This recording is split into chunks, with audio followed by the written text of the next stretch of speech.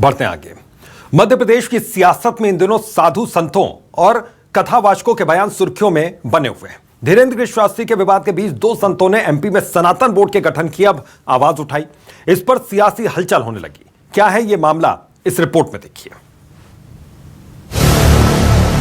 बजा दो बिगुल हिंदू राष्ट्र का, आओ जातिवाद को तोड़कर हम सब हिंदू एक हों। अगर भारत को हिंदू राष्ट्र बनाने की राह में पंडित धीरेन्द्र शास्त्री गांव गढ़ा में 7 दिन का धार्मिक आयोजन करवा रहे हैं। गढ़ा में देश विदेश के तमाम संतों महात्माओं का जमावड़ा देखने को मिल रहा है। वहीं दूसरी तरफ मध्य प्रदेश की सियासत में इन दिनों साधु संतों के बयान सुर्खियों में बने हुए हैं। बता दें कि वृंदावन के आनंद धाम के संत रितेश्वर महाराज और पंडोखर सरकार ने सनातन बोर्ड बनाने की मांग की है। उन्होंने कहा कि 10% आबादी के मदरसे, 5% के कॉन्वेंट स्कूल खुले, 80% सनातनियों का बोर्ड कहां है। 70 साल से चल रही सरकारों ने यहाँ पर क्या दिया है? तुष्टीकरण की नीति दी है, विभेद का नीति दिया है। सनातन संस्कृति जहाँ 80 से 90% सनातन धर्मावलंबी रहते हैं, उनको बच्चों को पढ़ने के लिए कोई सनातन बोर्ड नहीं है। जो 5% हैं उनके कॉन्वेंट हो जाते हैं, जो 10% है उनके मदरसे हो जाते हैं, और जो 80% है उनका बोर्ड कहाँ है? क्या आपके बच्चों को पढ़ने के लिए सरकारी कोई ऐसी विद्यालय है जहाँ पर सनातन संस्कृति का पढ़ाई होता हो? कोई गुरुकुलम का कॉन्सेप्ट आपके लिए है? हर देश अपने संस्कृति की रक्षा करता है। पर्चे की क्या विधा है, पर्चे की क्या ताकत है और पर्चा क्या कह रहा है, क्या वास्तविक पर्चा बन रहा है? बस यदि वास्तविक पर्चा बन रहा है तो मुझे कोई दिक्कत नहीं है। यदि पर्चा ट्रिक से या किसी मैजिक से बना रहे हैं या कोई तरीके से बना रहे हैं तो कृपया इसको बंद कर दिया जाए, क्योंकि सनातन खतरे में चला जाएगा, हमारी भारतीय संस्कृति खतरे में चली जाएगी। नहीं, इस बात पर मैं समर्थन करता हूं और सनातन बोर्ड बनेगा और साथ में उसके आचार्य नियुक्त होंगे, इसके डिग्रियां भी होंगी। जब डिग्रियां होंगी तो फिर ये अंधविश्वास का शब्द नहीं रहेगा, इसलिए डिग्री मिलना बहुत आवश्यक है।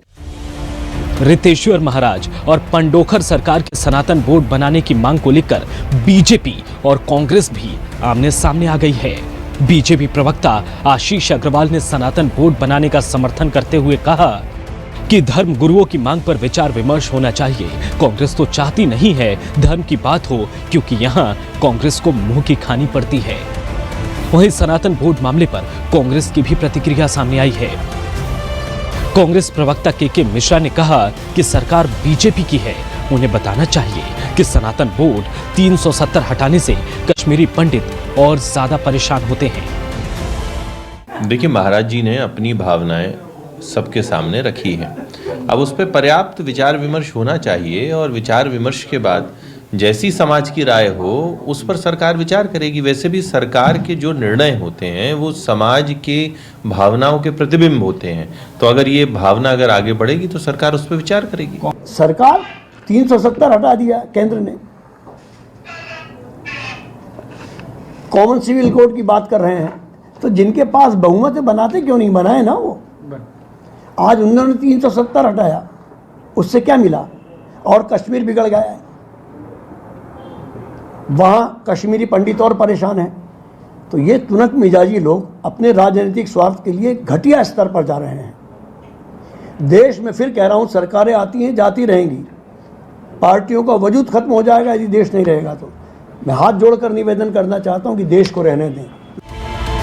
मध्य प्रदेश की सियासत में इन दिनों साधु संतों और कथावाचकों के बयान सुर्खियों में बने हुए हैं।